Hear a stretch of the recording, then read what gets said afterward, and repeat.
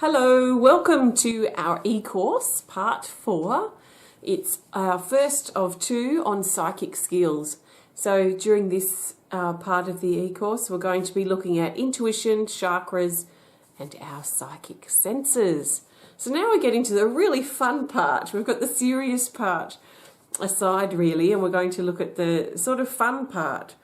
So as I mentioned earlier actually in our Facebook group, if anything, any fear or anything's been triggered, or any of your old beliefs around your spirituality, around spiritual guides, around developing your psychic skills, if you have people's words in your ears from when you're a child telling you that it's nonsense or that you're going to be possessed or what have you, then it will definitely be worth looking at anything that comes up. It's going to be really hard to move forward and progress if you have a big bubble of fear around you, or you have limiting beliefs that believe or make you question whether something's real or not. So those underlying beliefs are really quite real. So I suggest looking back at healing video, the video number 3, if you've got some healing to do around things like that. So psychic skills, we're going to look really deeply at intuition. So intuition, we have been talking about really very much since the beginning. I really wanted this whole eCourse process to be very intuitive. So I've been encouraging you to do your own thing and to work out what's right for you. All that's part of you, or me empowering you, hopefully, to trust your intuition and get to know what your intuition is like. So I was thinking about, you know, when I started, because I'm a very intuitive person. I live very intuitively in everything that I do. I'm pretty sure there's nothing that stands out as lacking in intuition. Probably when I'm playing music in band, it's not very intuitive. It's very much, what would you say, like methodical, I guess, you know, playing the notes that I read and interpreting that through the instrument that I'm playing. And it is more of an interpretation. So I'm probably not real intuitive when I'm in my playing music mode. Aside from that, I can't really think of any other area of my life where my intuition is not really at the forefront of my experience. And I was thinking, you know, when did that start for me? And I'm not sure. I can pinpoint when I started trusting. I can pinpoint when I started noticing the flow. But I think my intuition has pretty much always been there. You know, I look back on my childhood and yeah, I recognize that I was different to others, as a lot of us are. I know that I used to, as a young child of about 5, I used to play down in the back. We had a bit of land. I used to play down in the bush with the fairies and talk to them, the fairies that lived in the mushrooms. So I had a very vivid imagination. And like I've mentioned before, maybe our imagination and our intuition, maybe there's not a lot of difference between them. So I had a very vivid imagination. Very unconfident then growing up, as I've mentioned before. Grew in my confidence as I hit my 20s and became a mother, and then went through life bringing up my children, then stepped into Temple of Balance as my children were still, of course, growing, and have just built my confidence and trust in that throughout my whole life. So I feel, as I look back, I can't pinpoint an exact moment where I say that was the start of me living intuitively. I feel like it's always been there, and it's sort of grown and developed as I've let myself grow and develop. So, yeah, and trust, I remember, you know, one of the first things about, because trusting's very important connected with intuition. If we're not trusting our intuition, then our intuition's just like air. I mean, air is valuable, we need it to breathe, but I mean, we can't grasp it, can we? We can't hold it like I might be able to hold this plant here. So it's not touchable, it's not tangible if we don't trust it.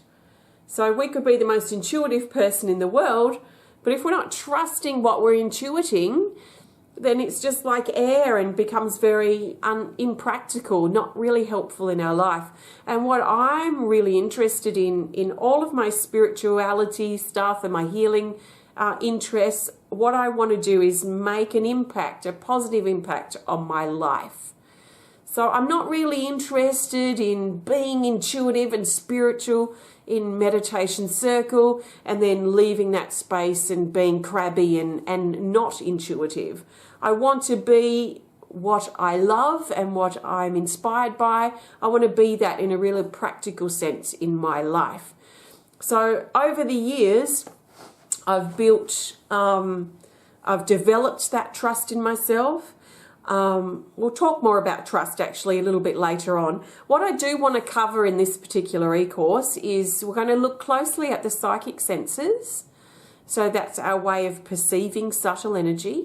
This will really help us understand what our intuition is and how our intuition communicates with us. We're going to look at discovering our intuition and using it to help us in our life. We're going to talk about trust and trusting in our intuition. We're going to activate the third eye chakra. So I've got my chimes, my singing bowl here. We're going to do an activation. And I forgot to put my light on. I just realized might help a bit. Then I'm going to talk about the aura and the chakras. And we're going to do an aura and chakra drawing. And then I've got a question that's come in through Facebook that I'm also going to address here. So that's what we're going to be doing. I don't know how long it's going to take. I just sort of go until I'm finished. So some of the videos are 1 hour and some of them are almost a couple of hours. But we will see. So first of all, our psychic senses. So our psychic senses are our way of tuning in or picking up subtle energy. And there's subtle energy around us everywhere. So we might think of our aura and chakras. Yeah, that's subtle energy. We might think of tension or the energy of a room or between people as well as subtle energy. So, you know, when we walk into a room when there's been an argument or some tension in the air and we can sort of feel it, sense it, that's to do with our psychic senses too. So that's that subtle energy. We might sense a heaviness in the air. We can sense anything really. We might sense spirit guides or loved ones around us. We might sense something in our body. So we're looking at subtle energy. That's what we're talking about when I talk about the psychic senses and what we're tuning into. We're tuning into those subtleties that are below the surface of what we see, below the surface of what we hear or what we are experiencing, touching in our everyday life. So we've got our 5 senses and we've got our psychic sense, which sort of sits underneath and tunes into that subtle energy that's not really what we can see or hear or touch or taste. So if you're open to the idea, which I assume you are because you're connecting with this e-course, if you're open to the idea that there is subtle energy around, that there is maybe an aura around this plant, that there might be an aura around me, and you're wanting to tune into that, then you'll need to understand your psychic senses. So your psychic senses are the way that you connect or tune in to that subtle energy. And there are 4 main psychic senses. You may find that all of these have been appropriate or applicable at some point in your life, but you should find that there's at least one of these psychic senses I'm about to share with you, excuse me, that is loudest for you. So as I'm going through the psychic senses, I suggest you have a tune in, think about which one of these seems to describe you and the way you connect with subtle energy best. So in no particular order, because there's no psychic sense that's better or worse than another, let's look at them. So I have my little whiteboard here, just so it's a bit easier in case you don't understand what I'm saying. So let's start by looking here at clairsentience. clairsentience. So clairsentience means clear feeling. Clear feeling. Another word we might use is someone who's an empath. So clairsentience, this is picking up energy through feeling. Usually clairsentient people are very sensitive in the stomach, and they can also pick up other people's wounds or injuries and feel it in their own body. The empath, the clairsentient, is usually extremely sensitive going into crowded places, into hospitals, and if there's any tension between people around them or between themselves and others, it can make them feel quite sick. So clairsentient people are sensitive through feeling and usually sensitive through their stomach. So if they're worried about something, sometimes they can feel actually quite sick in the belly. So clairsentient, are you mainly a clairsentient? Are you mainly an empath? Excuse me. Next on my list, in no particular order, is claircognizance. Claircognizance. And claircognizance means clear knowing. You can't explain why. You just know. So you have this gut instinct that tells you to do this or do that. Or is an instinct, it's not telling you, but this pull, this inner knowing that's pulling you to do this or do that. So it can be difficult to explain. It can be difficult to explain to anybody, even yourself, but you just kind of have that gut instinct. Clairvoyance, we'll look at now. Clairvoyance, probably the one you've heard of mostly. It's quite popular, clairvoyance. Clairvoyance is clear seeing. So clairvoyant people people that have this as a main psychic sense can see spirit with their eyes. Now there are two forms, or what I call two forms of clairvoyance. So internal and external.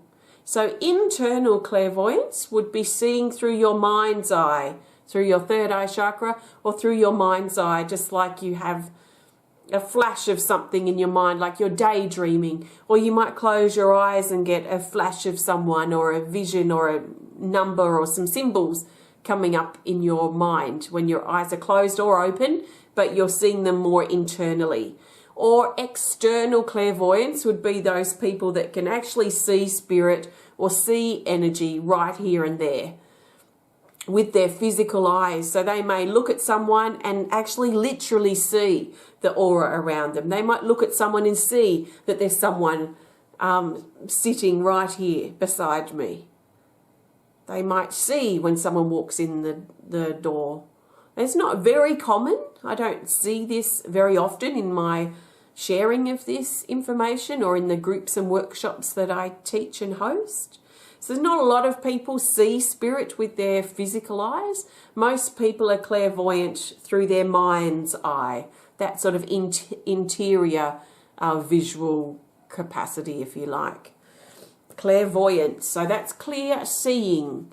And then we have clairaudience, which is clear hearing, clairaudience. So again, like with clairvoyance, there's internal and external clairaudience based on my experience. I haven't read that anywhere.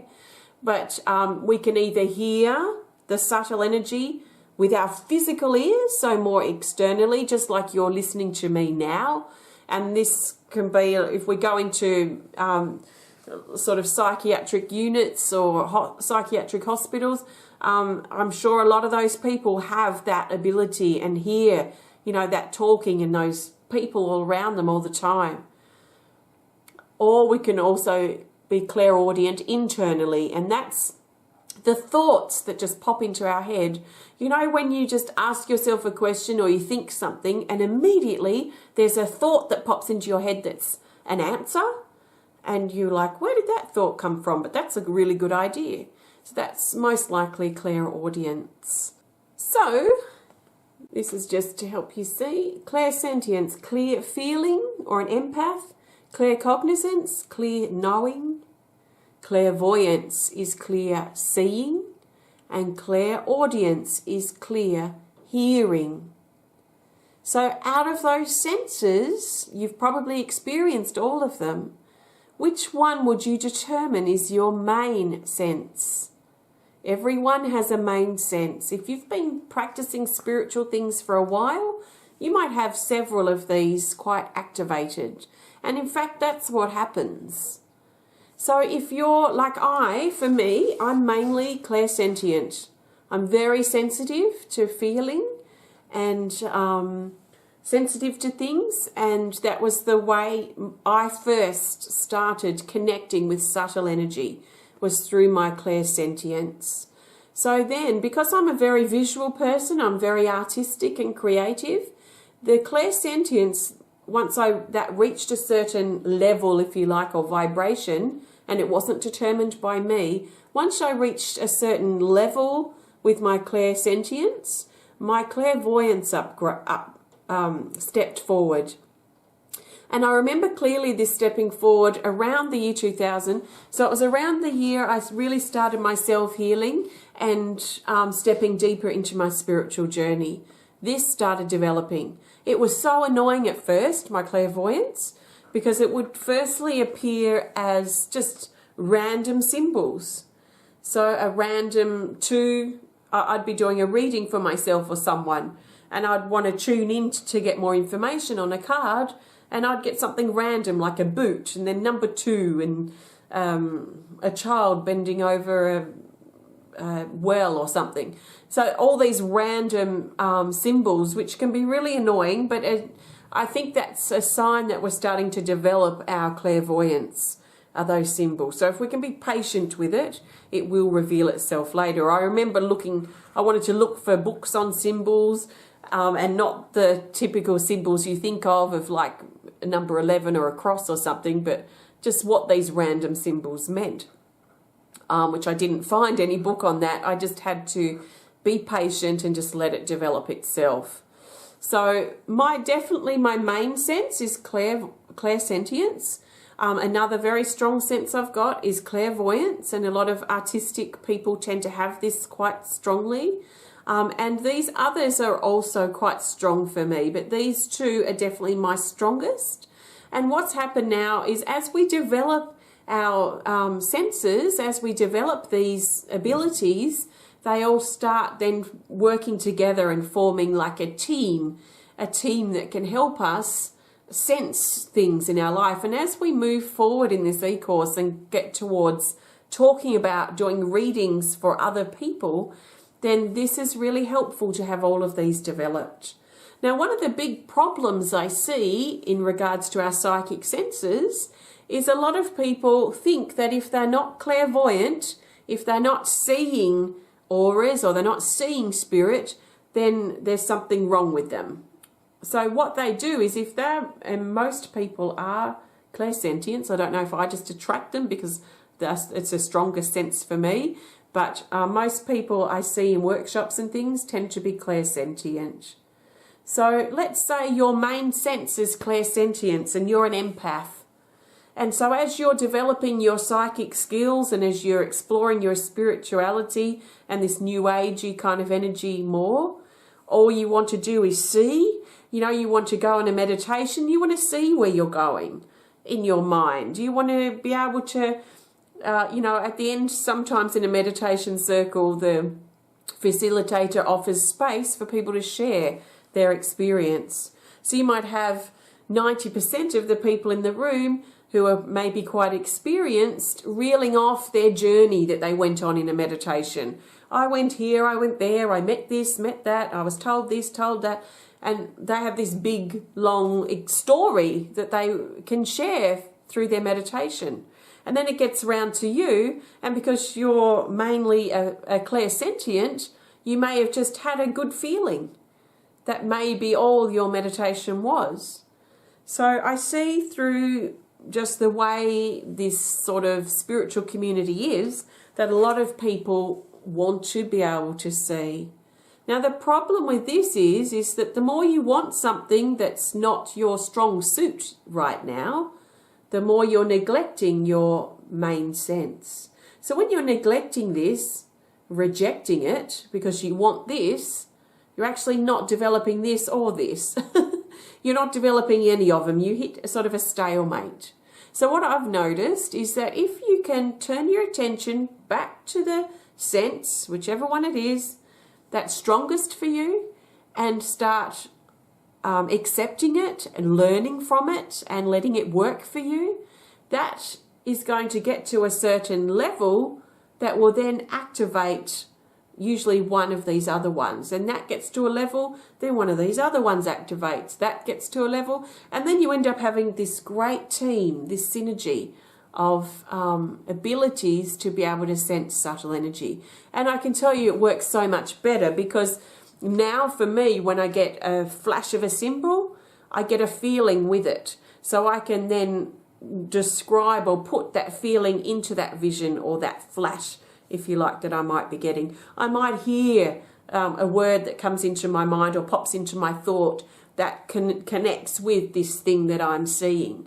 So you end up getting, it's like instead of seeing, instead of sensing just having the radio on or having the TV on with no sound, you start getting the TV, the stereo system, and also that sort of feeling, that whole panorama, if you like. So it's very helpful to have all of your psychic senses developed, but it is something that takes time. So it's something to be patient with, but I've found the best advice I can give is to focus on the sense that's main for you and really think about how you can work with it, embody it, accept it, and then when you've reached a certain frequency with it, then you'll start learning a different sense that will develop too, and then the others will develop, and then you have this great team, and that's so much more helpful. Now, there are two other senses which aren't as common, but you may have experienced them before, and it's the odd person that might have any of these two senses as their main one. And I forget what they're called, the clair-wise, but one is through taste and one is through smell. So sometimes people pick up subtle energy through taste. So they might get a taste in their mouth, just a random metallic taste or a fishy taste or a smoky taste, and that will sometimes be that energy that you're picking up on subtly. And the same with smell. So sometimes you might get a smell of roses or a smell of burnt toast or a smell of something, and you're looking around, trying to find where this smell is, and you can't find it. That's likely you're picking up something on those subtle energies, but they aren't as common, but can actually be your main sense for the odd person. I only know I've heard of one person out of everyone I've ever connected with that has one of those as their main sense. So that's our psychic senses. So the best way to open your psychic senses is to know which one is your main one. And you might say, oh yeah, I've got this strong and that strong. I don't know which one's my main one. Maybe sit on it for a few days. You will know. Usually clairsentient people are sensitive, they're caring, they sometimes want to save and rescue people if they're not healthy in their clairsentience. Claircognizant people seem to be a little bit more intelligent and a bit more, their way of thinking stronger. They might be more intellectual rather than creative, is sort of something I've noticed, but that's not a rule. That's just a little bit of a guide that I've sort of noticed there. Clairvoyant people tend to be quite visual, quite artistic, and have visual dreams. However, that's just a guide again, that's not a requirement. And clairaudient people, from what I've seen, tend to be a little slightly unstable. So a little bit feet off the ground, maybe a little bit ungrounded type of person. So that might help you to sort of understand what your main sense is. If you've been doing this for a while, you might have a couple that are quite developed. But if this is new stuff for you and you're just developing and just getting into this more seriously, then it's really good to understand which sense is your strongest. And then you can concentrate on opening and developing and loving and accepting that sense that is yours, and not letting it take over.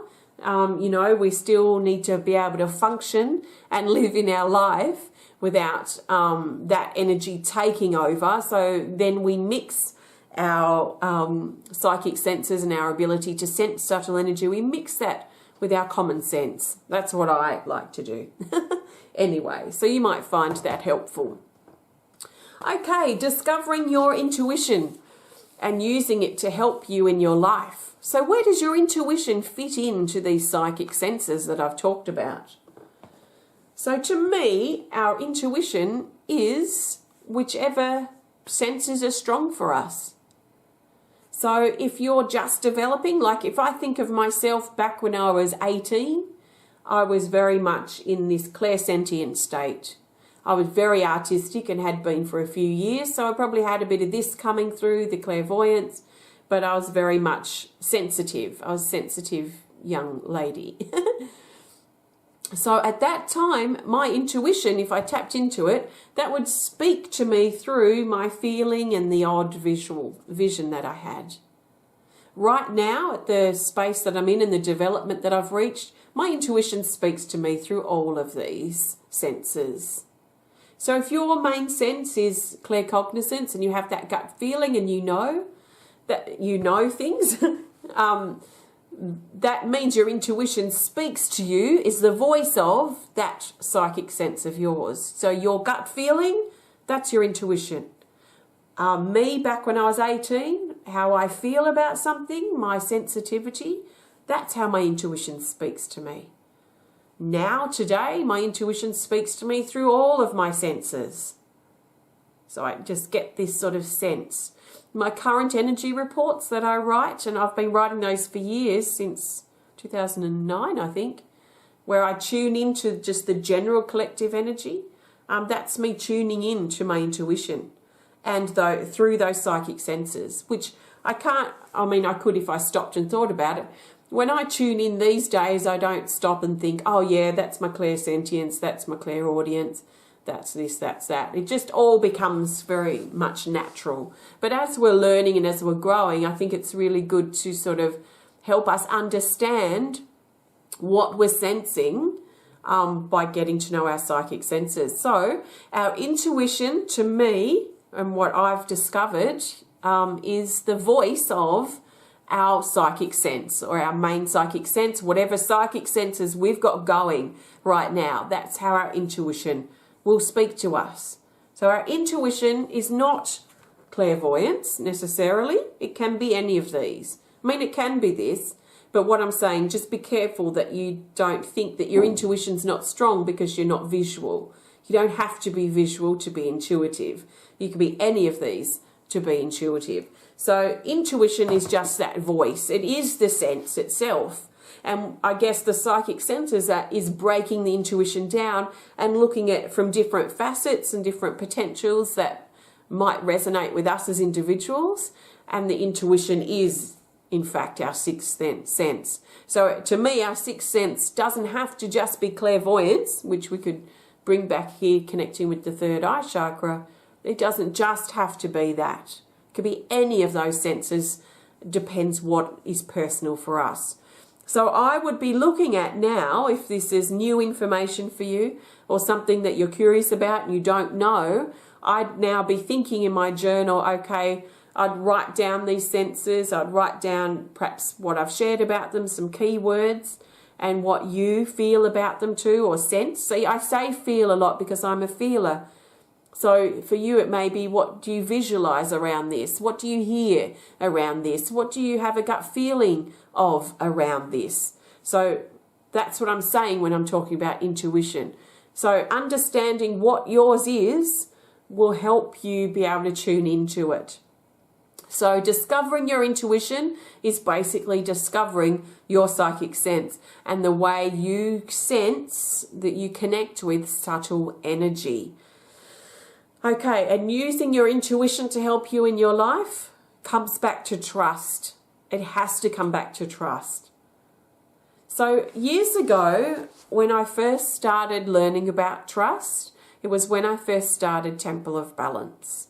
So that was in 2005. And I just put a few listings on eBay, some healing readings, some spirit guide drawings. Didn't know if they'd do any good, but it actually ended up being very, very popular and was what started Temple of Balance back in those days.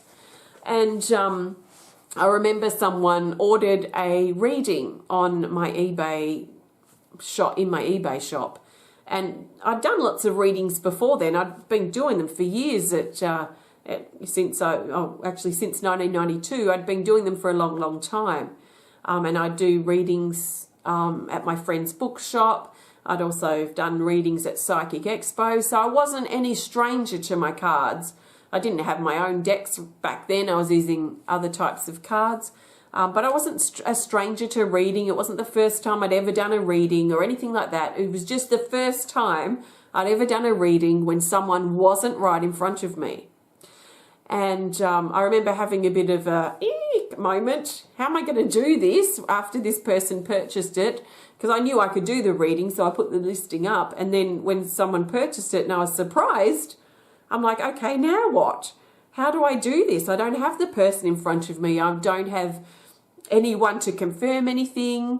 I can't sort of get a read on their face if something's like way off or not. I had no crutch there of the other person being there as my indicator as to, you know, am I on track or not? Or even just simply asking a question to confirm something I might be sensing. So I remember my master guide, Red Eagle, I called him forward and I asked for help. I was like, how am I going to do this? And he says, it's okay, you know what you're doing. Just trust. So what I had to do for that is I had just imagined, I just visualized, so that's my clairvoyance coming in. I visualized that person right in front of me. All I needed was their name. I didn't really need a photo. I could just visualize how I felt their energy to be, how I felt around the age or the nationality that they might be. And I just imagined them right in front of me. And as I pulled my cards and shared, and it was an email reading at the time, I just typed in the email like I was talking directly to that person I visualized right in front of me. And that was the very start of me starting to trust myself more.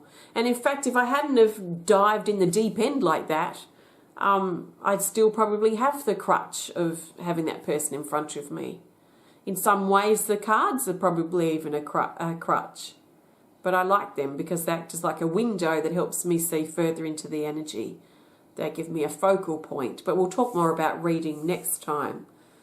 So as I continued, so that on those early days, I just kept, okay, I can do this, trusting, and then I get validation back and I go, okay, yeah, this is actually working. And I did some exploring around trust too over the years, and I've seen that it's something that develops, something that grows. It's what I like to call having a trust wall. And it's like a brick wall. And every time we trust, we put a brick on that wall. Every time we trust our intuition, or we trust in the messages that we're saying or sharing, as we trust in what we're picking up, as we trust in that strange sensation or vision that we had in a meditation that we can't explain, but we just sort of trust it because it happened. Doesn't mean that we have to follow everything that we're trusting, but it's just something that we're developing. And so every time we trust, we put another brick on our wall and we start building up this wall of trust that actually becomes quite big. Like, I'm extremely trusting of my intuition. If my intuition was wrong, actually, that's a really good question.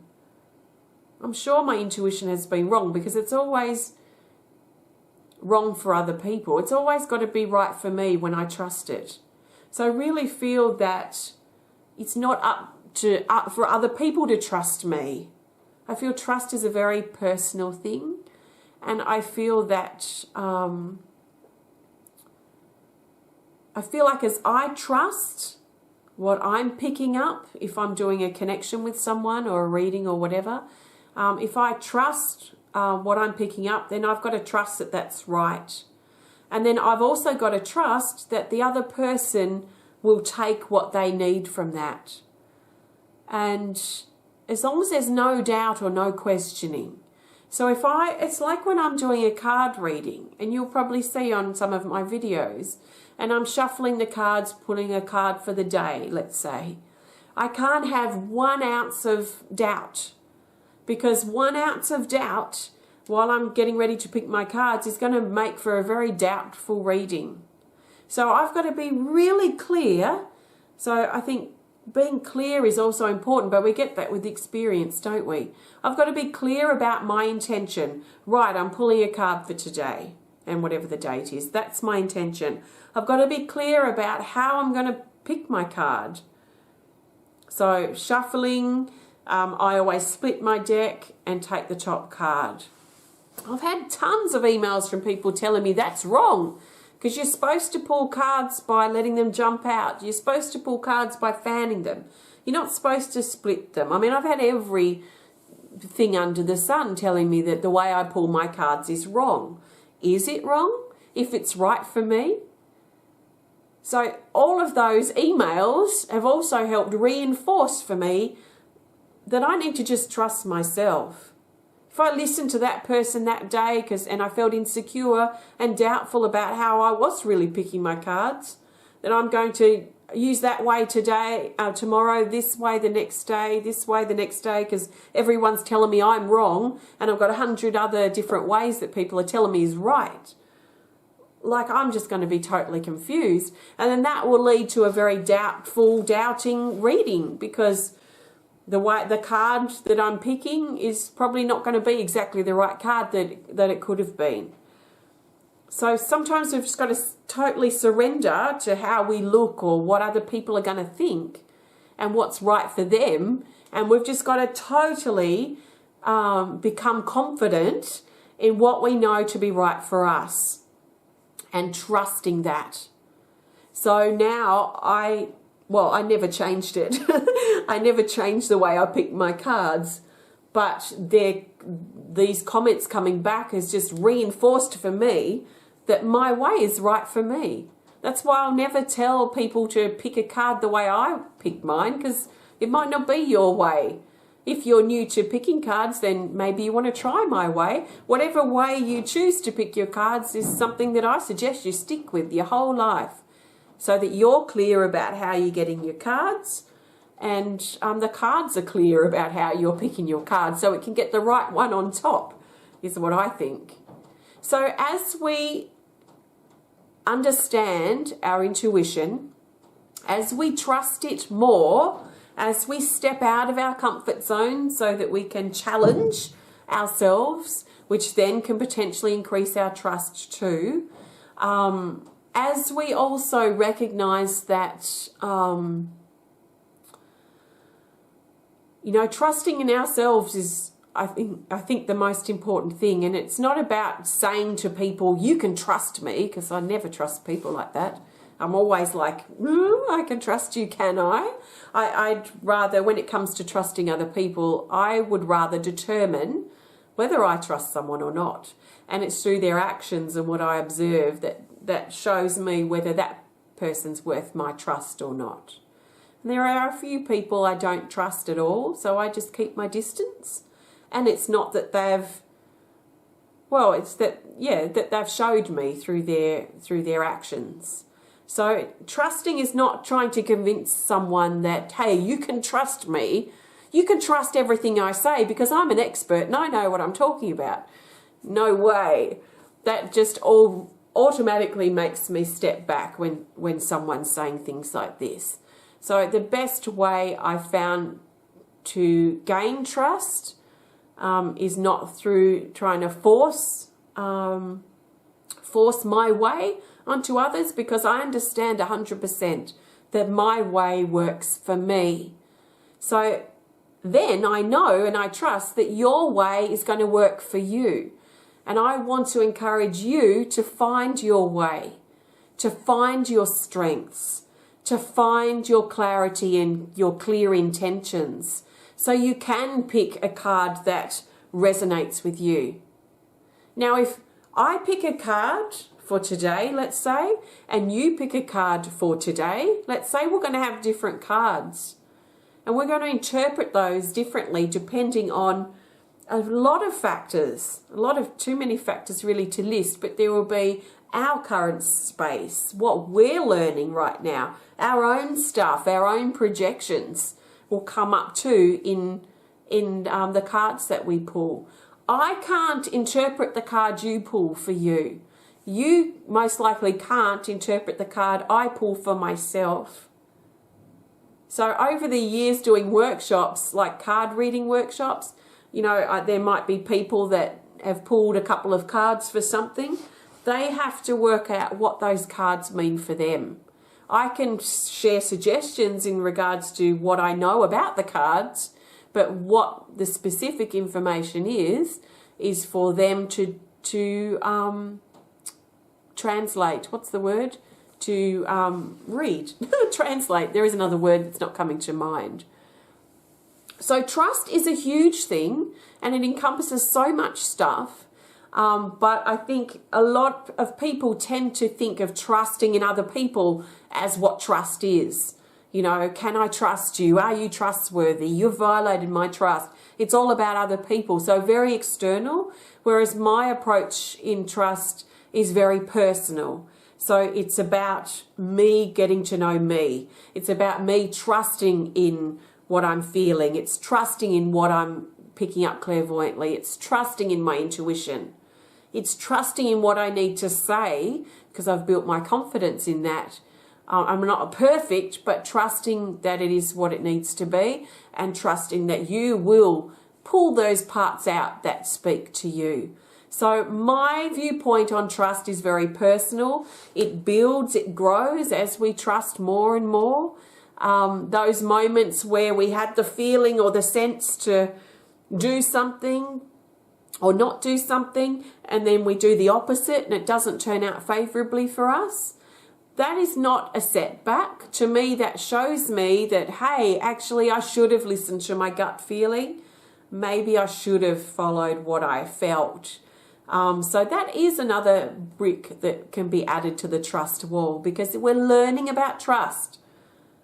So it's when we ignore that and notice it and go, oh, well, and then we do it again and we do it again and we do it again, that's where we're not really learning and developing our trust.